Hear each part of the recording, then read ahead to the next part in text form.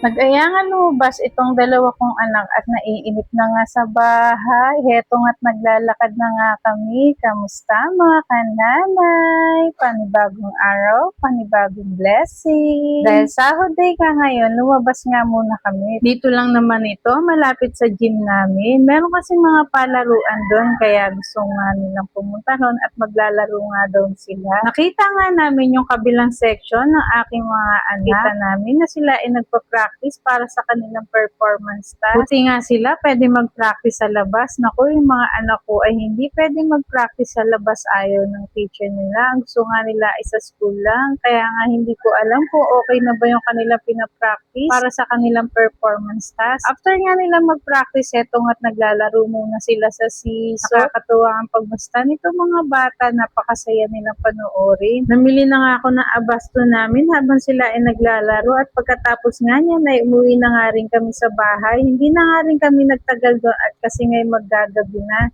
Ito nga pala yung aking mga pinamili, kaunti lang naman ito. Isang tray na itlog, noodles, pati yung mga biscuit ng mga bata para pagka nagutom sila ay meron akong iaabot. Sinalasan ko na nga ito sa aking mahiwagang bag para hindi kasi nila kaagad nakikita ko ano yung aking mga pinamili. Alam mo na, pagka nakikita ng mga bata ay naku naman talaga pinapaspasan nila. Kinaumagahan naman, ako naman ay nag-ready ng mga babaunin ng aking mga anak. Gumawa nga pala ako dyan ng omelette para yun nga yung babaunin nila. Nilagyan ko nga lang yan ng carrots, konting hotdog, at tapos pampalasa para naman magustuhan ni Mika Bell. Yung bata kasi na yun ay Diyos ko po, napaka-arte sa baon. Di ko na nga alam kung ano ipapabaon ko sa bata na yun. Kayo ba mga kananay, ganyan din ba ang inyong mga anak? Halos ang hirap pabaunan sa school kung ano kasi ang gusto nila. Ang mga gusto kasi nila ay yung mga matatamis ay nga dapat ating pipigilan para hindi sila magkaroon ng UTI. Mahirap naman kasi kung pababaunan mo sila ng pera, alam mo na kung ano-ano mga binibili, chichirya, soft drinks. Minsan kasi hindi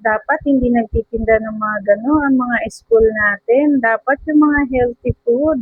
Buti na nga lang si Michael Hope ay hindi mapili sa baon or sa pagkain. Kahit ano nga ay kinakain niya, basta wag nga lang ang mga isda at saka yung baboy, hindi rin siya mahilig dun. Ewan ko ba sa bata na yun.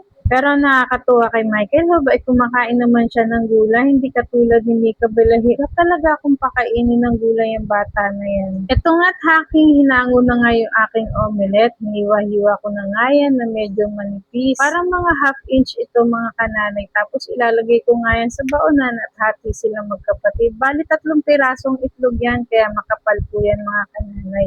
Binagyan ko na nga rin yan ng mangga dahil paborito nga rin yan ni Mika Bell para syempre balance kahit pa paano may prutas na kapartner. O siya mga kananay, hanggang dito na lang muna. Thank you for watching. Don't forget to follow, heart, and share. God bless everyone. Bye-bye.